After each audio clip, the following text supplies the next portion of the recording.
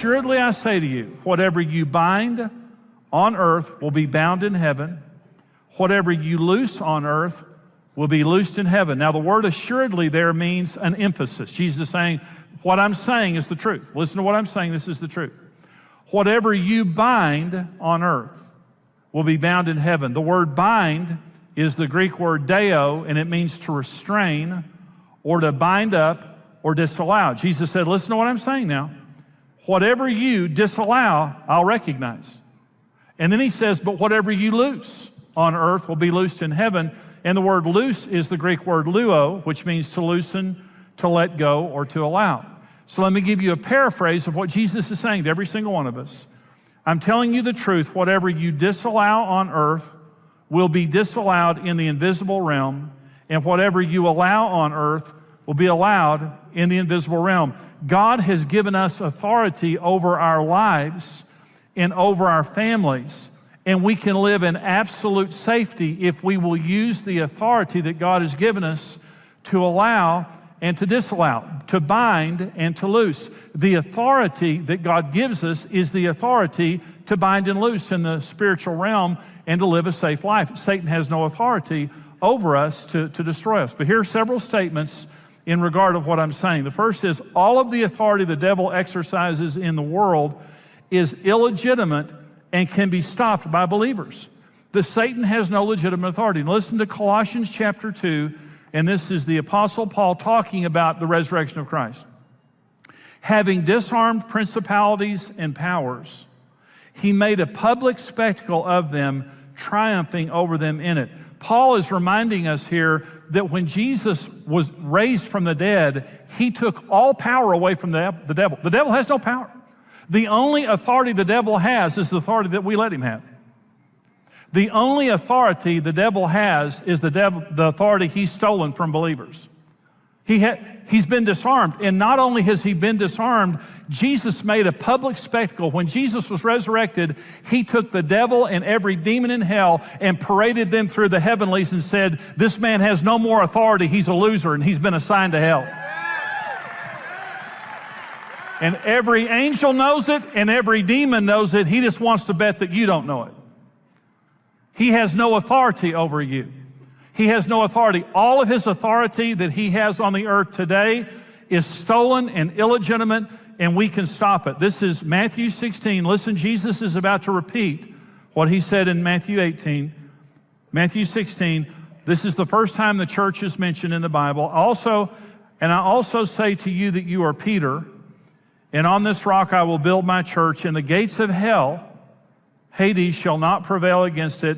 And I will give you the keys to the kingdom of heaven.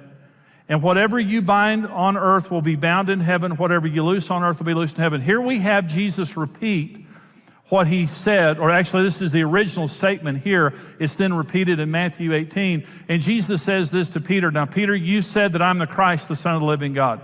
And upon that confession, I'm going to build my church.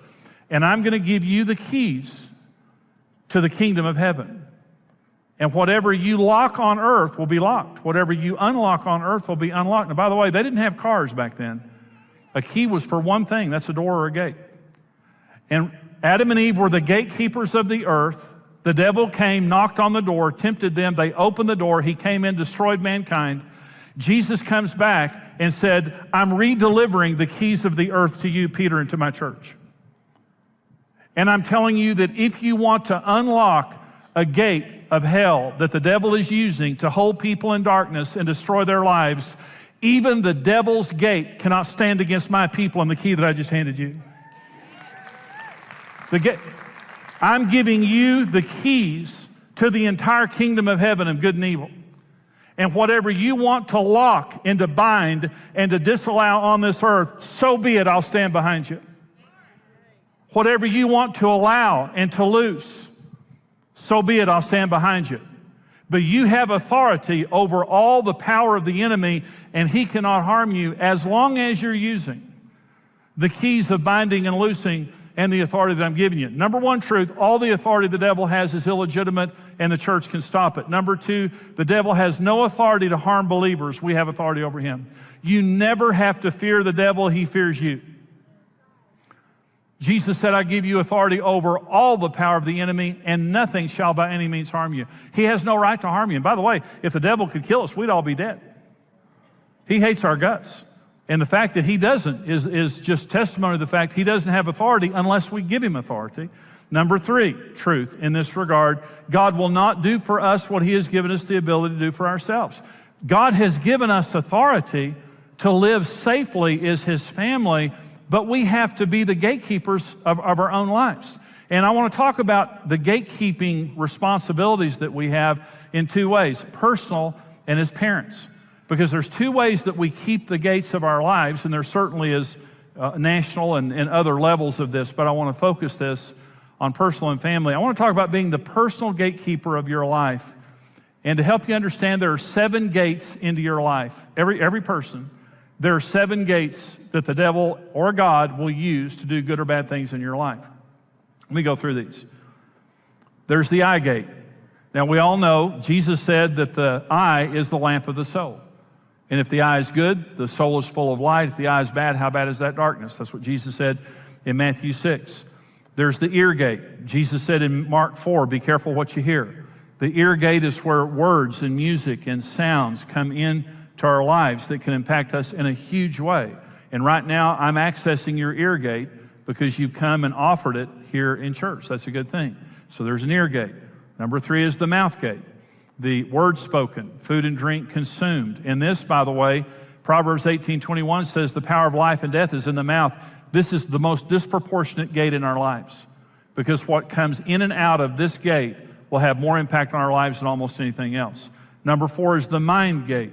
We have a gateway into our minds. Beyond our eyes, ears, in a dark room with our mouth closed, we can open our mind gate.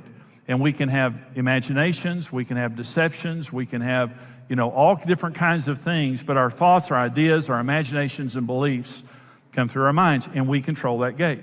The spirit gate, this is faith or unbelief, submission, rebellion, what I'm going to do spiritually in my life. And by the way, Jesus says in Revelation 3:20, behold, I stand at the door and knock. He's talking about the door of our spirits. If any man will hear my voice and open the door, I'll come in and dine with him and he with me. This is talking about the act of salvation. Jesus will not access the door of our life without our permission because that's his nature. He recognizes us as the gatekeeper of our own spirit, and he says, my desire is to come into your life, but you'll have to open the gate for me to come in. Okay, our spirit gate.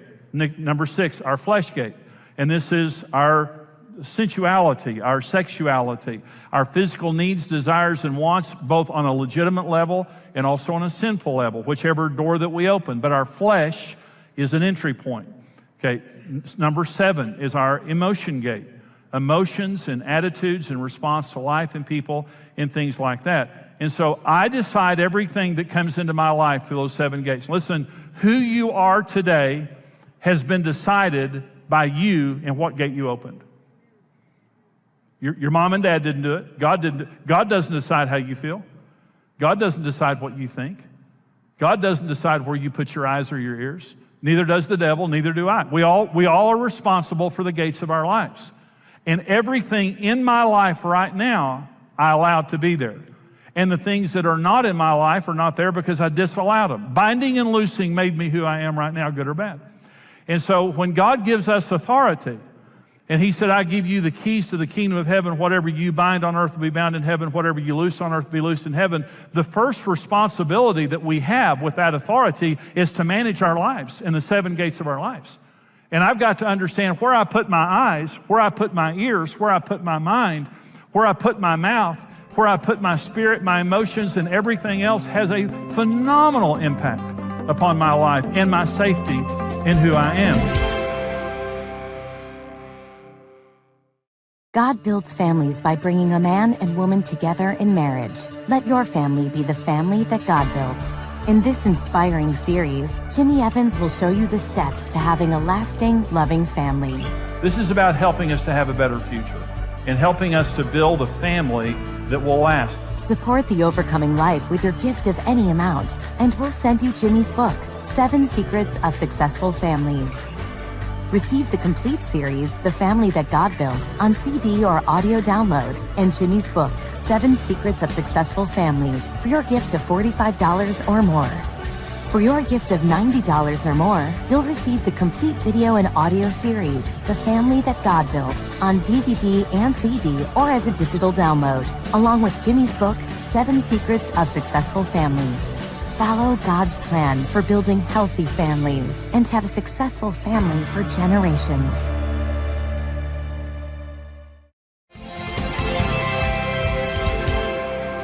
The devil only needs one open door to come in and destroy. Now, when you left home to come to church, a burglar doesn't need you to leave every window and door open to rob your house. A burglar only needs one entry point. And through one entry point, a burglar can rob your entire house. Understand this, the devil is going to try to access every gate in your life on a continual basis. Now, the purpose of this isn't to make you fearful. The purpose of this is to make you aware, because you have authority over the devil. This is not complicated, it's not difficult, but understand every gate in your life is an opportunity for God to bless you, and every gate in your life is an opportunity for the devil to destroy you, and you manage every one of those gates. And he's going to keep knocking on those gates to find an open door, and he only needs one open door to destroy your life. And let me give you an example of this. Ephesians chapter 4, this is verses 26 and 27, the Apostle Paul says, "Be angry, but don't sin. Do not let the sun go down on your wrath, nor give place to the devil." Go ahead and be angry. God gets angry. Nothing wrong with anger. But don't sin in your anger, and don't stew on it and let that become bitterness and unforgiveness by going to bed on it. So be angry, but don't sin. Don't let the sun go down in your anger, or you'll give place to the devil. The word place is the word topos in the Greek language, and it just means location, foothold, a place in your life for the devil. The word devil there is diablos, which means slanderer.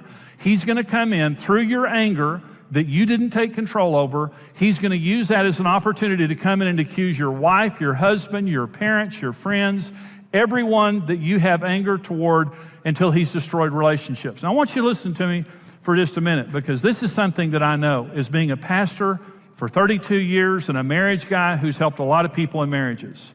That gate has destroyed millions and millions of lives and homes.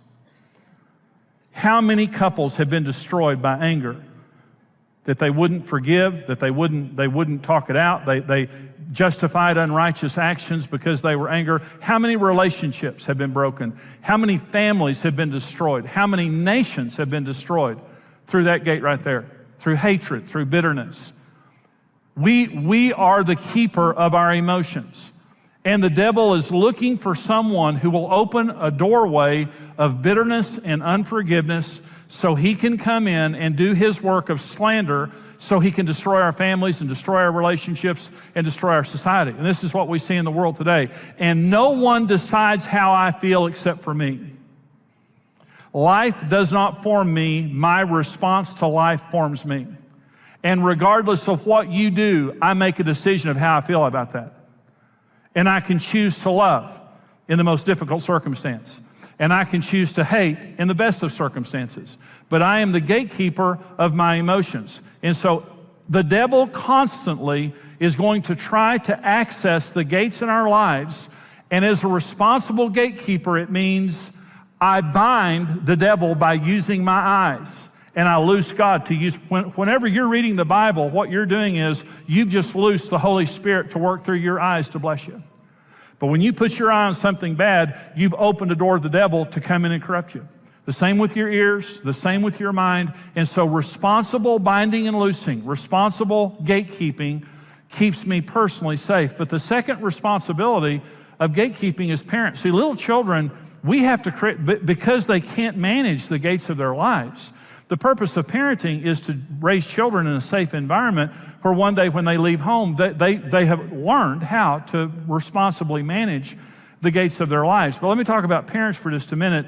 Parents are the gatekeepers of their homes and their children's life. Let me say, everything in your home, you allow. Everything not in your home, you disallow. You're the gatekeeper of your home. God doesn't keep the gates of your home. The devil doesn't. Hopefully your children don't. All the devil needs is a careless gatekeeper to corrupt a child's life.